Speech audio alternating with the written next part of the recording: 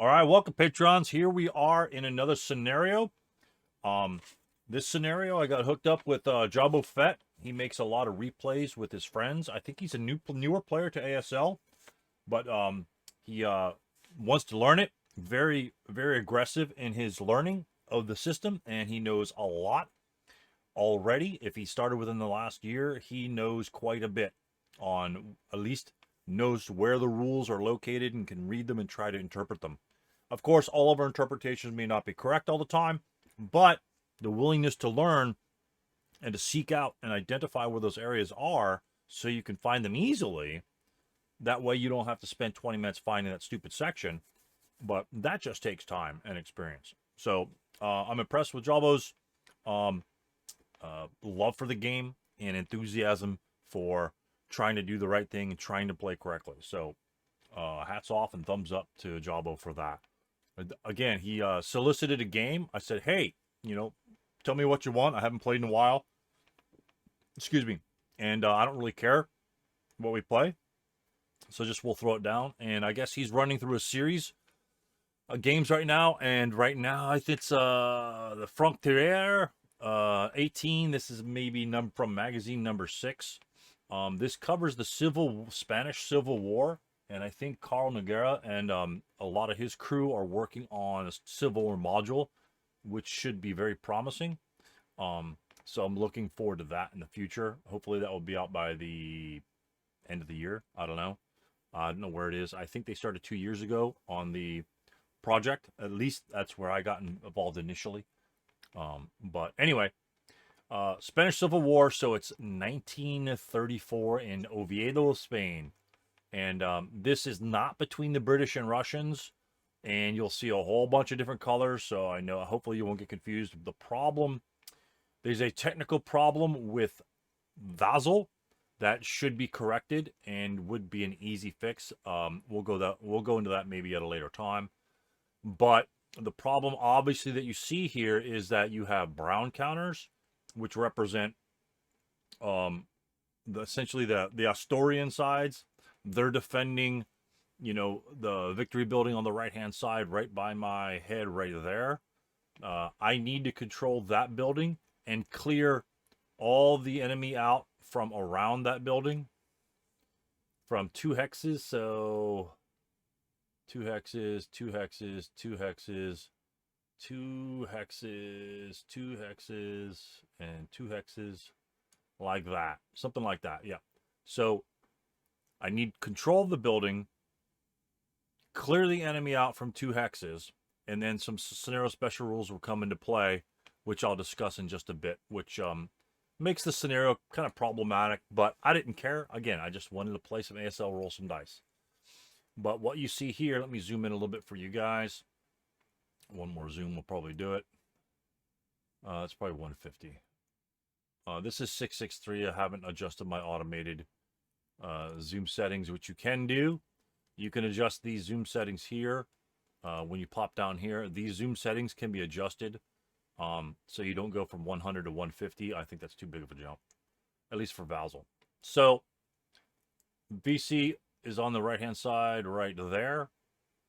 And again, I needed to control the building, clear around 2 hexes. I thought it was going to be the back building on the description. And he gets this is a very low 3 337s, 8 336s, which are going to be your kind of like your Chinese colors, and then 8 dummies, which are quote brown, but I guess you can mix and match. 8 -1 8070, which are the 337s, essentially your partisan colors, your Russian colors. A 227 Chinese looking squad, and then an MMG and an Italian artillery. It seems like La Frontiere just dug their hands in, Desperation Morale's Mark Pitkovich's bathtub and just threw counters on whatever the hell fell on the board is what they're going to use. I mean, you literally are using 3 different types of nationalities here. You could probably use a 75 somewhere else. But anyway, and also the Legionnaires, which I'm playing, are going to be the British colors. The problem is they don't have a smoke exponent on the OB card, but they're all designated British. And also the LMG doesn't have the French designation. Again, this scenario's 10 years old, but I mean, you can type that onto the card. I'm not sure exactly what happened. So we were just trying to dig out counters to make it look like we knew what the hell the counters were. We got it close enough. Breakdown. It has a breakdown 11. It doesn't have the French on it, but I don't really care. So essentially 2 LMGs and a medium machine gun. The smoke making capabilities of here, even if the players kind of screw up and say, okay, they're British. And so that's another question we had. Are they British, or are they some other nationality that are using the British colors? Well, there are Axis Minor allies that are 457, so not really sure why those weren't colored that way. Maybe to boost their morale on the backside, but that could be an SSR to alleviate the smoke. I don't know. But we figured out certain ways to get around this particular scenario. And again, when you're looking at scenarios, you're trying to decipher the scenario. You know, you've got to figure out what the victory conditions are, number one. So victory conditions are, again, like I said, Legionario, which are the British, which are me, which aren't British. Win at game end if he controls building 20H3, which is the one on the right-hand side. Oh, it's my background screwed up. That's right. So, U3, again, it's that building there, right here.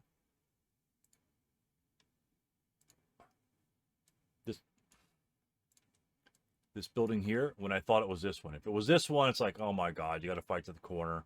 And there's no way in hell that you can clear that building out of units in 7 turns, starting where I am. So, so the first issue I had with this particular scenario is getting units cleared out of all of them out of the building. And in this particular building, there are 6 hexes of the ground level. And then if you go up 2 levels, that's going to be 18 different locations. Yeah, that could be difficult considering you have to go that distance through that many units, and all he needs, and also he has, we'll go into one of the scenario special rules, 3 hip units. So he can have hip units. It's essentially a bug hunt. And I'm not a big fan of bug hunts. And this one actually gets a little worse.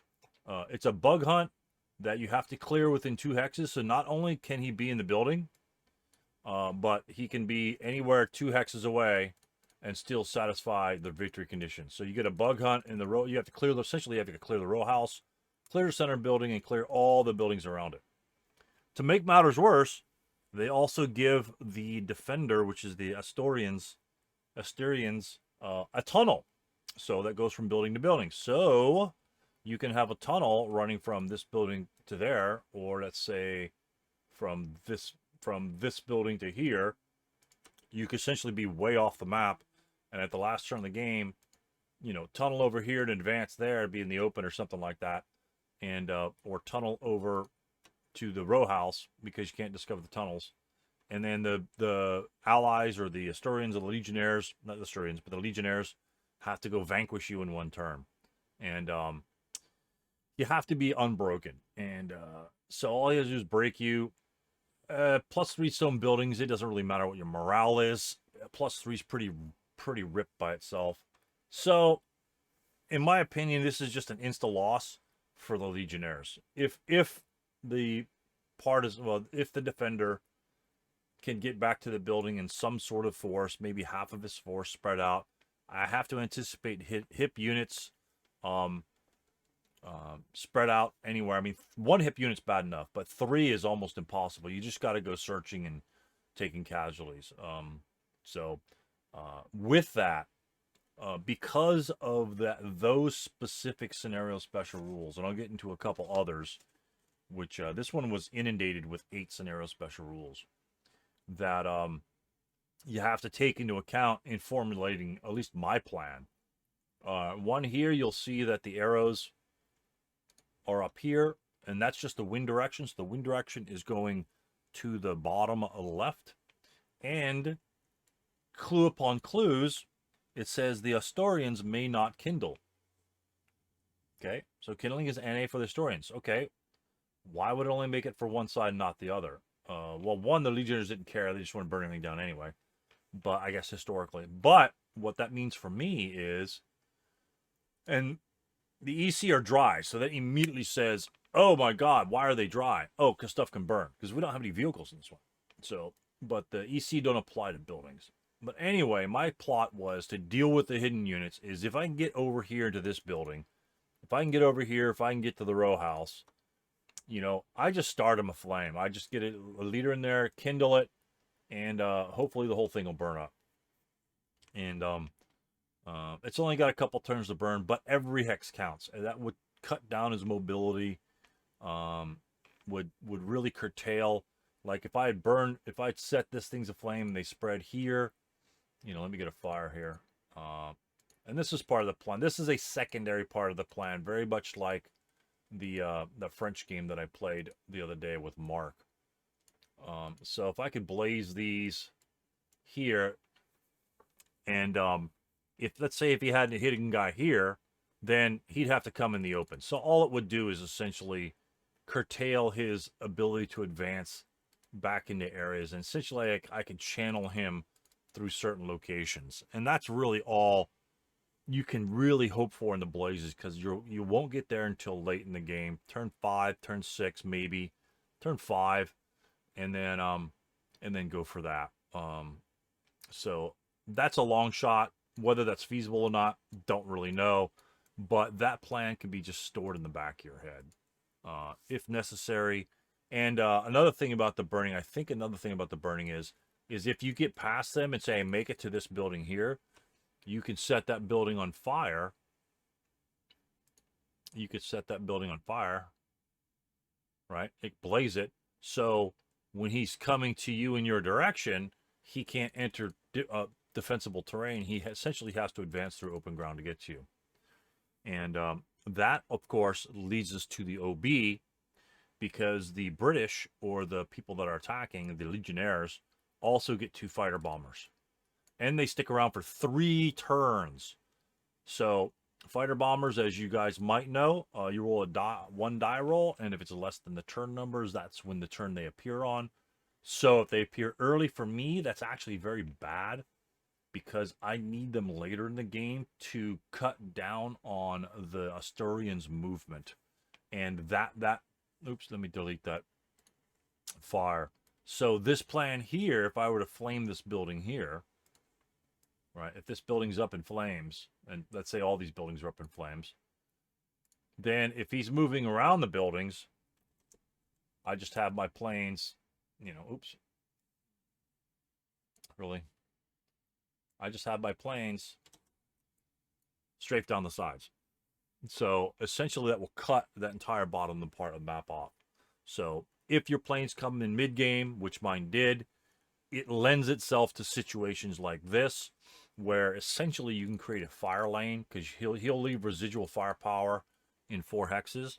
It may not be a lot, but it's better than nothing. It'll be 1 firepower residual if nobody's there. So actually, to leave residual, you'll have to fire on the movement phase. Defensive fire phase, there won't be any residual. You won't need it at that point. But again, that's something that you might have to take in consideration, because 6 firepower in stone buildings is just not going to do anything. They're meant to curtail the partisan movement down these long boulevards. You know, they got 1 here, 1 here. I can just write that. You've got obviously the boulevard here, here, here. You know, all these long avenues of approach, you know, and that's a very key component in this particular game. Maybe this one somewhat. So you're looking at all these possible strafing situations, and that's what the planes are for, is to cut down their movement. At least that's what I'm going to be using them for. I'm not going to be using them for offensively. They're going to be defensive, of course, in the movement phase anyway. They're going to be defensive assets. My troops here, I have 4, 5, 7s. I think I lined them up something like this. And pretty much when you're up against 3, 3, 7s and you've got a whole bunch of stone buildings, I think I did something like this. I just kind of piled a whole bunch of guys down here. Medium machine gun. Key thing about the medium machine gun, very, very simple concept. I stuck it here with a half squad. Of course, I deployed some guys. I stuck it here with a half squad. First turn, I move first. I'm not going to leave it dismantled. I'm going to remantle it. Why? Because of his specific setup. Why do I mantle it? Is because if during his, I'm going to shove hard down this way. I don't care how many casualties I take. It's irrelevant. Because if I can get past him and head this direction, I'm behind him. And therefore, he has to move in the open ground, and I'll shoot him and kill him with my 5x range. I have a superior range. If I can get behind him, I can keep him from the village. I anticipate a couple of hidden guys back there, but I don't really care about 1 or 2 squads. If I've got 5 or 6, he'll just die. I might break, but I just have to protect the 9-2, move him cautiously, move everybody else first, kind of clear the way, then move the 9-2. And if anybody breaks, he can rally them by the time that the British have to move again. So that's not a problem whatsoever. So don't be afraid of breaking your units when you're 9-2 sitting in the back. You can either route them forward and have the 9-2 join them. But the Astorians with their 3 firepower factor, they're not on here, don't really have a lot of counterattack possibilities. Simply because of the stone buildings. Again, we're not dealing with flamethrowers, 838s, or stuff like that. We're dealing with 337s with no support weapons. So the threat's just not there. Anyway, fire lane. 12 hex fire lane, I think, goes to about right there. So when my units are penetrating this side and pushing this way hard, again, hardest. I don't really care how big these stacks are. Don't really care. I already know he only has 1 medium machine gun. And he's under ammunition shortage, which means, to me, number one thing, no fire lanes. So, no fire lanes, no problems here. His rate of fire of 2 on his medium machine gun, really not going to be a problem. If he gets lucky, he gets lucky. Don't really care. I've got 12 units. Let's say he's got 2 units here, 2 units here, 1 and 1. So, 2, 4, 5, 6. 6 to 12, half my guys break, 6 guys get through. Garza then rallies the 6 units, protected by the LMG on this side, firing fire lanes down here, and then everybody else just continues to move to the victory locations and tries to get behind the enemy. He does have a 75-inch artillery piece. That's problematic because we all know that the artillery pieces can't set up in buildings and can't set up and placed on paved roads. He could set up, yeah, and so he can't be in any of these locations here hip, simply because I have an LOS to those locations. So there's right then and there, if you look at the map, let's say this part of the map here, let's say most of your fighting might be going on. We're looking at a couple open ground locations, open ground behind the wall, maybe. I mean, that's legit. That's a legit position for it. This is a decent spot. He can fire on a lot of things down here. Decent spot, and then he can swivel this way, blast some guys that way. Or he could be down in the woods on the flanks. What the?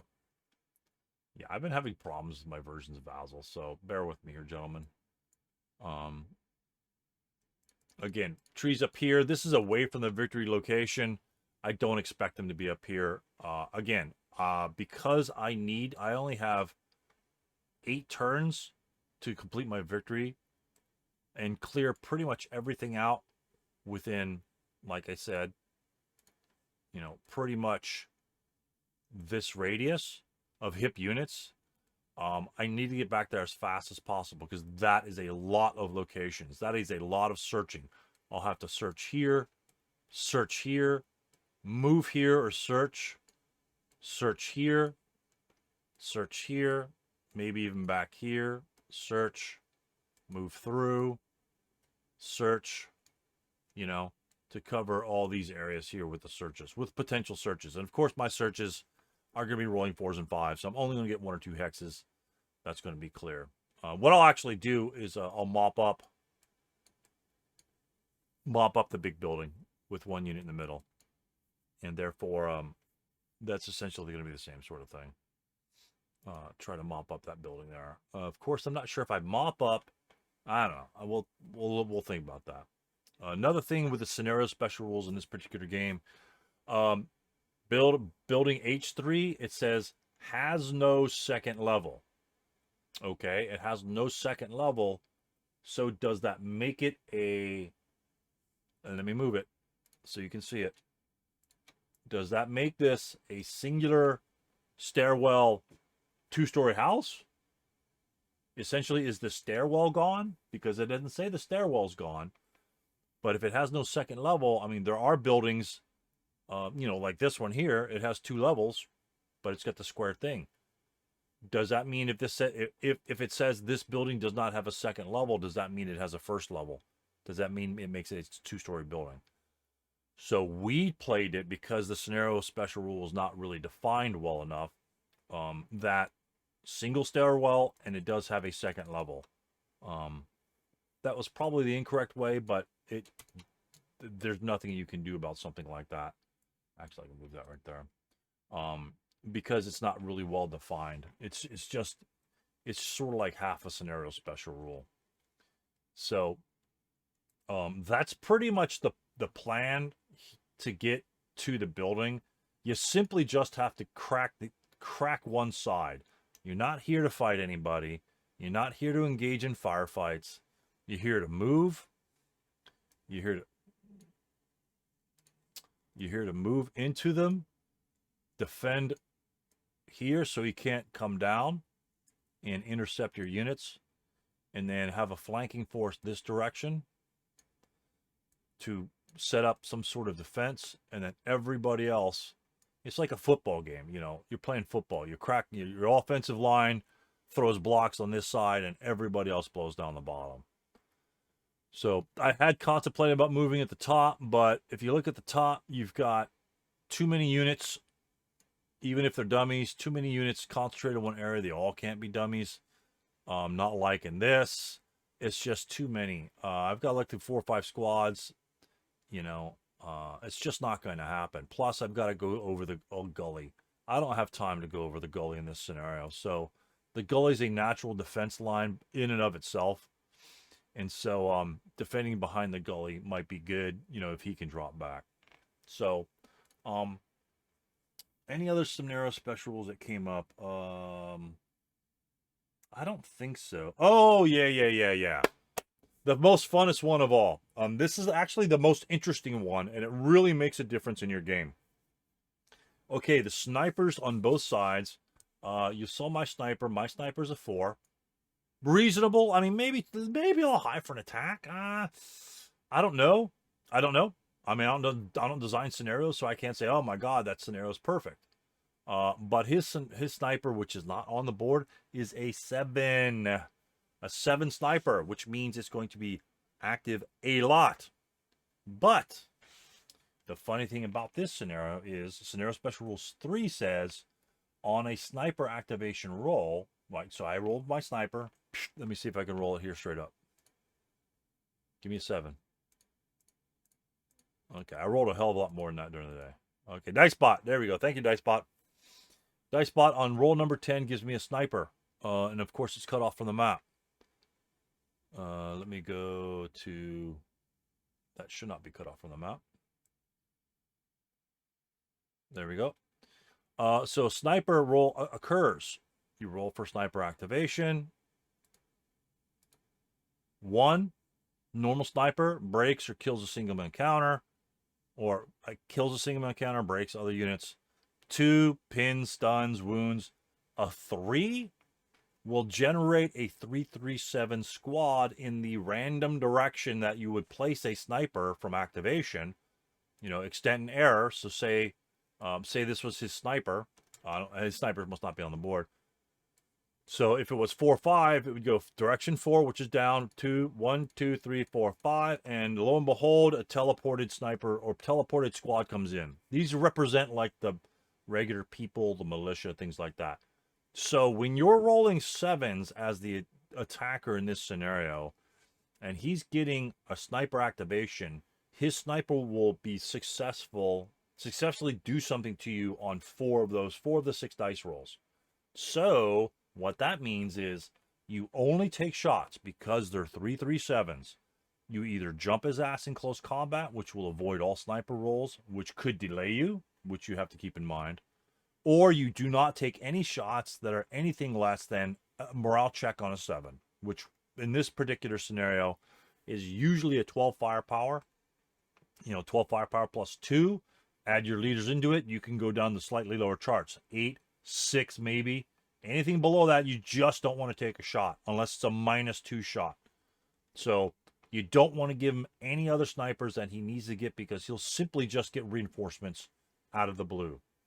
And it was really kind of funny. And again, I questioned the design of the scenario in terms of the balance. The balance in this particular scenario for the Asturians is you add a 3-3-7 to the initial OB. Who gives a crap? You're going to be rolling 7s during the game. You're going to be getting 3-3-7s 2 or 3 times during the game. So over 8 turns, rolling dice to attack, you're going to be generating 7 snipers. And a 3 or 4 will give you a squad. So, I mean, what's the 7's percentage of being rolled? I don't know what the hell it is. It's pretty high.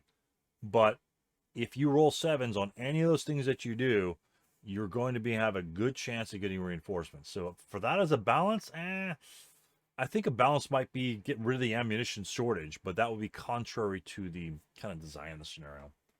But I don't know. That's my basic take on this one. You have to send your troops back, punch through. You're going to be taking casualties. Keep going, and then once you get back here, it's just a bug hunt. You punch through the weak units, and then you try to bug hunt wherever you can. Try to minimize your casualties, of course. But the thing is, you got to keep him out of that area because he can have a tunnel here, and then he could tunnel this location and try to get over. I guess that's too far out of the way. But anyway, he could have a decent tunnel here to get to a victory location. So, for all intents and purposes that I drew perspective from, you really have to clear out units from that section in the entire game. That was what I had to be prepared to do in this game. So that's my plan. I think Jabbo's got it up on Twitch already. He might have it being released on YouTube. So it's Jabbo or Jobbo Fett, Jobbo Fett. I think you space it on YouTube. I think it might be _ Fett on Twitch. But anyway, that's my plan.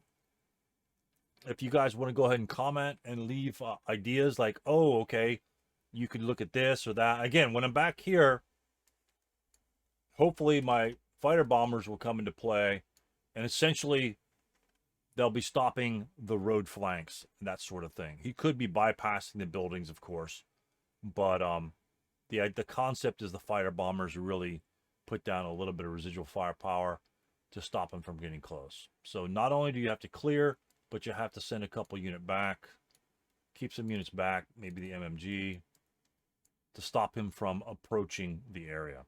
So kind of interesting. Breakthrough, clear out, defend. Fun little game. We had fun rolling dice. We had fun taking jabs at one another. And so let me know if you like these types of scenarios. Let me know if you like this type of analysis that I'm kind of giving you in terms of my pregame analysis of what I needed to do, what I think I need to do, or what my plan is.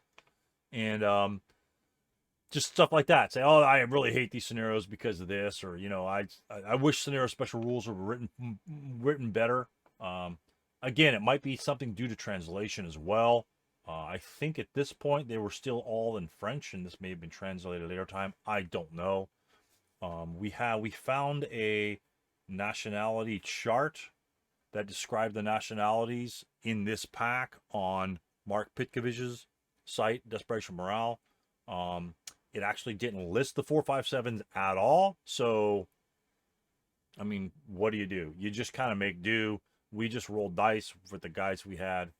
And, oh yeah, the concept behind the smoke exponent not really mattering. The wind is blowing from the northeast, coming down. Which way? Coming down. Good Lord. Anyway, the arrow. It's coming down the arrow way. The wind's coming this way. So if I'm advancing to the right, and if it's a mild breeze, I can't throw smoke in the direction of the wind. So if this unit would try to throw smoke, these 3 hexes would not be possible.